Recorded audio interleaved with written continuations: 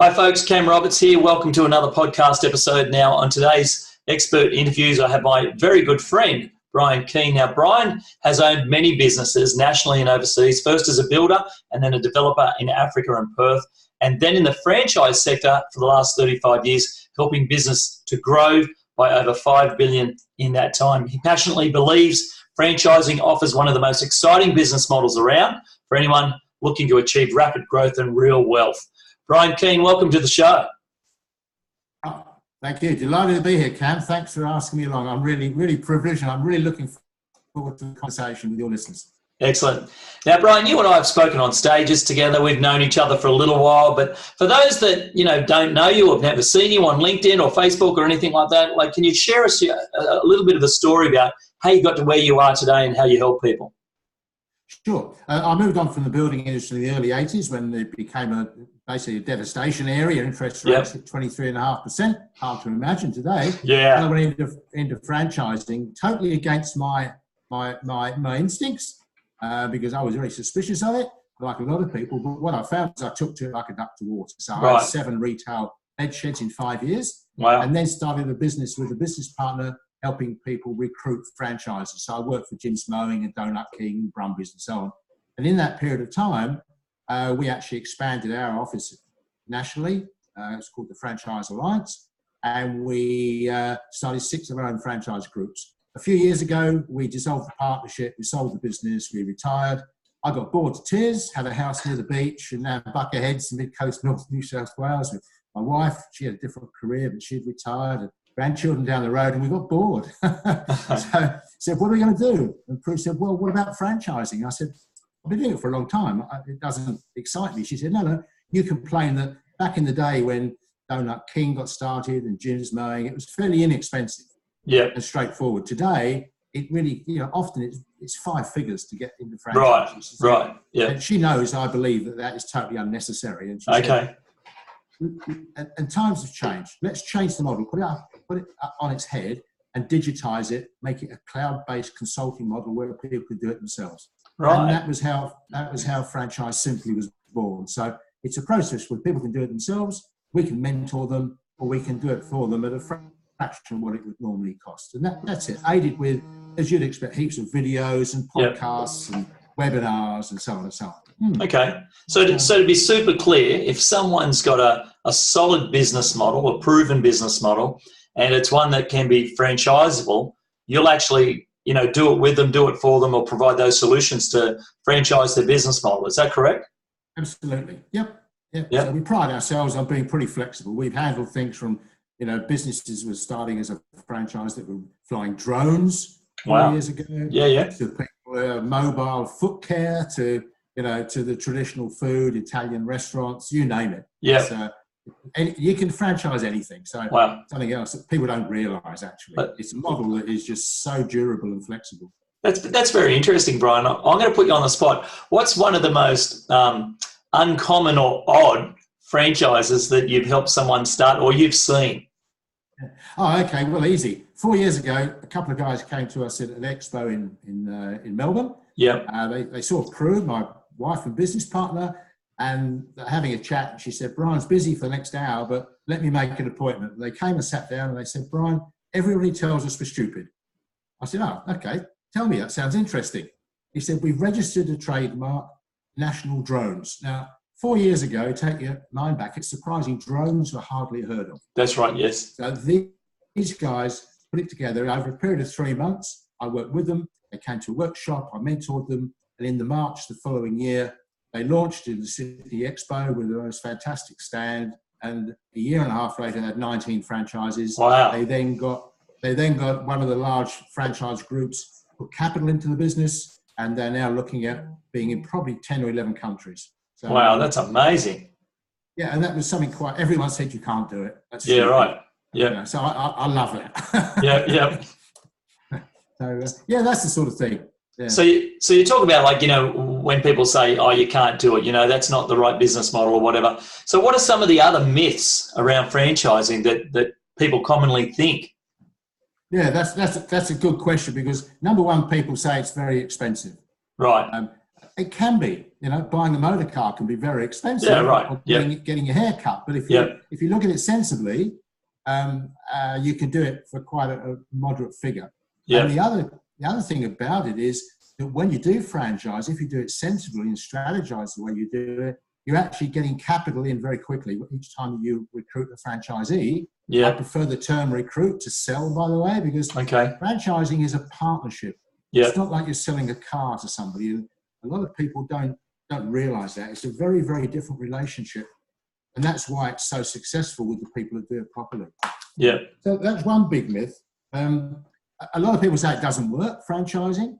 And we can always quote examples of anything that doesn't work. Of course. Like electric cars, there are donkeys out there that don't work. But done properly, and the reason some people say it doesn't work is that they don't do it properly to start with. Right, yeah. The thing that people miss is getting the strategy.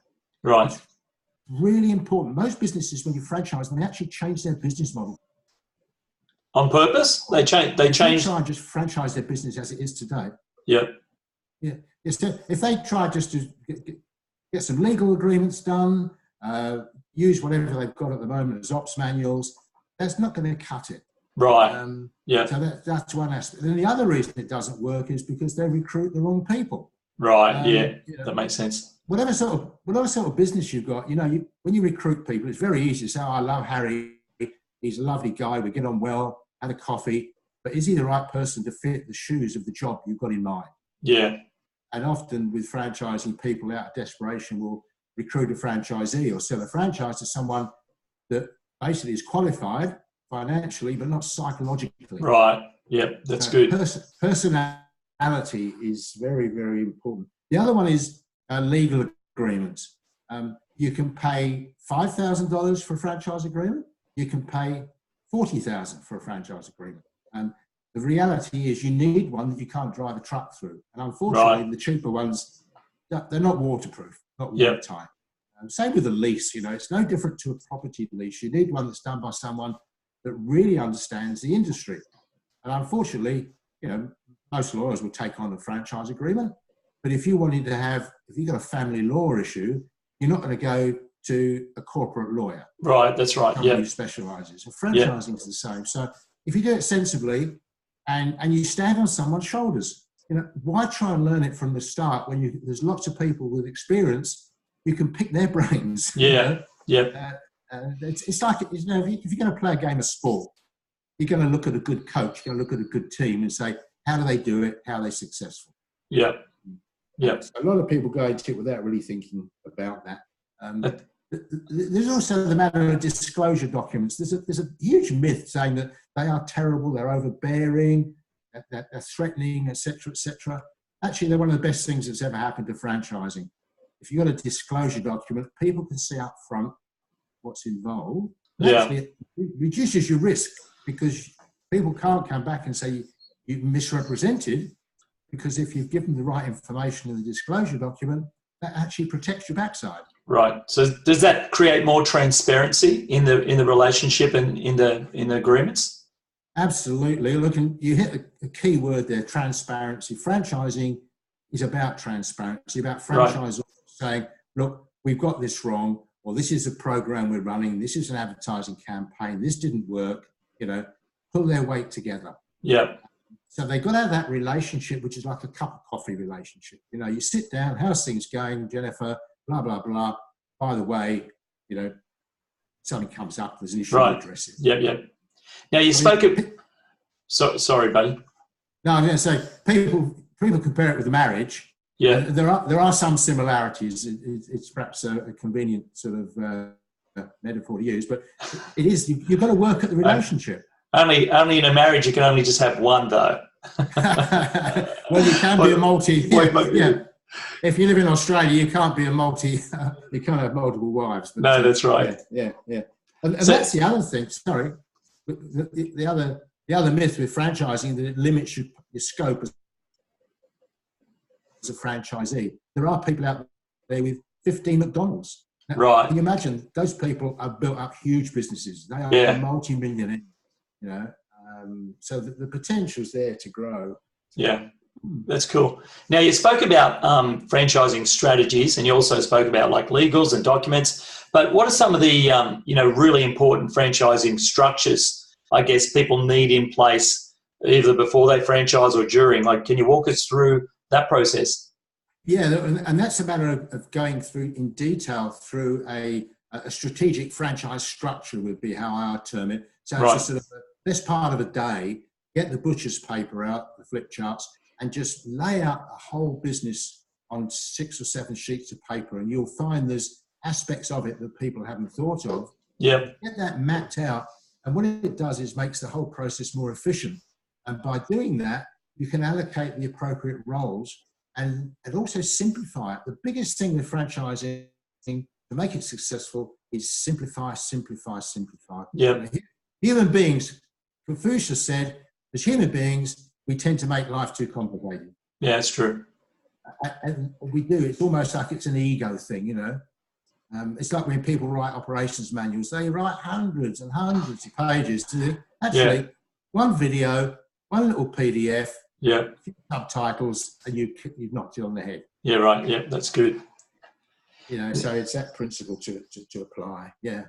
Okay, cool. And what are some of the growth strategies, for growing your business before you even start franchising? Like I would imagine, and I've never done it, but you've probably seen it hundreds of times. Like what should someone's watching this now? Whether they're on LinkedIn or Facebook, they've got a business. What are some of the things that they've got to do right now before they start franchising their business? Well, get their management structure in place. It comes down to ownership and commitment. Right. It's really important that you've got if you've got two partners or more in the business, that they're all on the same journey. Yeah. I often see that isn't the case, and there's uncertainty, so that's important. And then what you need is commitment. I find very few people can franchise their business if they're a one-man operation. Okay, that's interesting. Why do you say that? Well, because the amount of work you have got to spend time working on putting together operations manuals and so on. Right. People may say, I've got ops manuals. That's only, mind you, 1 in 5. Yeah. What they have is almost certainly not adequate, because your ops manuals will become your training program. Yeah, right. So getting those done in the right media online. So we created a cloud-based operations manual system, rather like Xero in principle, if you like. Okay, cool. Access it remotely, because a lot of people use, you may use Google Sites, or you may use soft copy, whatever it might be, Dropbox. They have limitations for security, flexibility. So that's important to get those right. Then you look at structures. One thing that people tend to do is say, well, I'm in Perth. I've got somebody in Brisbane who said they're interested. Fantastic. The reality is that's one of the biggest mistakes you can make, because you're going to drive yourself mad flying backwards and forwards across the country. So it's what I call the Olympic rings principle. Open up several close to you. You can drive around in the car. Yeah, that's see good. Everybody in a day. Yeah, that's good. Because you can tune it. Yeah. Having your hands on. And then you can start to move into state. When you start to move into state, you've got some options. You can use regional franchisors, where you actually give people in, say, Victoria, you may get a franchisor who takes over a lot of your role. Yeah. So they may do the recruiting of franchisees, they may do the training. You may hang on to elements of those, but it's so that you're leveraging, because franchising, very simply, is the best leverage tool you've ever seen. Right. Yep. If you apply it. Yeah. But, people in business have a habit of not wanting to let go. Yeah. Right. So it's a control thing. Exactly, that's the word. As high Ds, they won't let go. They don't trust anybody else. Sorry, if you can't do that, then I think you're on the wrong journey. Yeah, right. That makes sense. Yeah. Now you spoke about, what you said, one of the biggest mistakes people make is, not staying local, where they can contact the franchisees that they're putting in place. What are one or two other big mistakes that you see that are commonly made as people start franchising, or even before they start franchising? Okay. I suppose if we look at before they start franchising, is probably getting out there and promoting the franchise and publicising what their franchise fees and levies and so on are going to be. Yeah. Because they're going to, when they start to work through the process and do some serious budgeting, I guarantee there'll be things they discover that they hadn't allowed for, either their expenses or revenue items, so they would change. Yeah, right. One. Yeah. And the other one is probably putting on family can be a big problem. Okay, that's interesting. Not exclusively. Yeah. But, you know, family have an expectation, I can take the weekend off. Right, yeah, I get it. Yep. We're having Christmas away this year, you know, you can look after the business for us, that sort of thing. So that's something you need to be very, very cautious about. I suppose the other thing is really not being very careful in selecting the right sort of people. You need the right people around you, the right sort of accountant, the right sort of lawyer, people who don't tell you what to do but understand the coalface. And very few accountants, business advisors or lawyers really, or even coaches, necessarily understand the fundamentals of business. Yeah, that's right. That's so true. They come from a theoretical point of view, and that's not a lot of help. So you need, I think you literally need a board of people that you can sound off. Yeah, but board of advisors. Yeah, absolutely. Yeah. I mean, you don't need to have them there all the time, but just you get together once a month or once every quarter. It keeps you accountable, because if you're not accountable, we all know what happens. It's a bit like going to the gym or staying on a diet or whatever it might be. That's right. It doesn't happen. Yeah, you've got someone there on your back, you're going to be more committed to it. And when you think about, I always say to people, when you think about Olympic athletes, like if you're the best in the world, because, many people who know my story know I used to be a high performance swimming coach. Like if you're the best swimmer in the world, guess what? You're still going to have a coach, and you're the best in the world. You're still going to have a coach, right? Yeah. So even the best in the world still need the coach to fine tune them, tweak them, keep them accountable, as you said. So that's a really good piece of advice. Now, I want to just change gears and flip a little bit, because you spoke about the biggest mistakes that people make or you see. But what about the other side of that? What are some of the positive trends and exciting things that you see happening over the next 5 or 10 years for franchising? Oh, look, it's opening up to more and more opportunities for different sorts of businesses, particularly with all the software platforms that are available. So, 80% of the businesses out there today, of whatever background, really aren't up to date with the way they can be simplifying the business using all of the apps that are out there, all the platforms. Yeah. So that's a huge opportunity. And a lot of franchise groups, a lot of businesses have been old in the limb these days. They've been around for a long time. There's huge opportunities to get into these spaces and come up with a business that just does it better. Right. Yeah. Yeah. Because other people they grow tired, they grow complacent. So getting your business tuned, and it doesn't have to be something different. People say, "Oh, well, there's already pizza shops out there." I franchise a couple of pizza shops every year, and invariably they really go very well. Wow, that's interesting. That's interesting. Because there are pizza shops that are basically falling off. They're not performing well. Yeah. So it's this process of simplifying. And one of the biggest things, John O'Brien from Poolworks is someone I've interviewed several times on my podcasts. And one of the things he says is, Brian, he said, in the last 10 years, I don't think I've had an original idea. Yeah. It's my franchisees, and he's got 400 of them, they come to me with all these ideas. Yeah, that's good. We'll trial them with a small group of people. Yeah. If it works, we put it out to the market. So what you've got, instead of having himself and maybe his GM coming up with business ideas, exactly, he's got 402. Yeah, he's got like an army, hasn't he? You imagine the power of that, and he's very, very astute in bringing them together and tapping into that. Yeah, that's gold. That's good. He's the guy that first came up with the term, at least in Australia, of franchise partners. Yeah. It's just a more inclusive term, and I think it's very important, particularly these days. We're all very conscious of language. Yeah.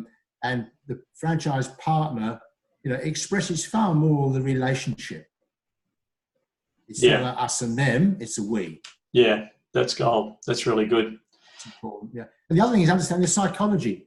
When people start a relationship, after a period of time, they say, oh, they're not putting the laundry away not putting the washing in the laundry, they're not filling the dishwasher up. The relationship people start to ask a few questions. Is it quite as bright and rosy as we thought? The businesses are the same. Yeah. Someone joins a franchise and they say the franchise all walks on water. After 3 months, they're saying, oh, I'm paying all these fees. What am I getting for it?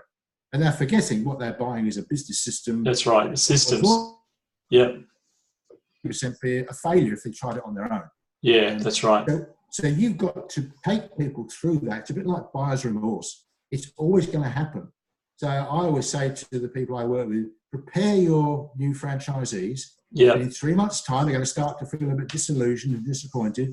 You need to be with them, prepare them for that, nurture them through it, and get it up. So they start off with a you situation. It becomes a me. You've got to get them back up there to the midline where it's a we. Yeah, and right. Realize, just like a relationship, you have your ups and downs. That's nature. Yeah. But if you've got the same objective, you've got a motivation, a reason to say, okay, we'll give a bit on here, get a bit there. Let's find a balance. Yeah, that's gold. That's really good, Brian. Hey, buddy, we're almost out of time, but for those folks that are either watching this video or they're listening on the podcast show, how can they get in touch with you, or what do you want to share with them next?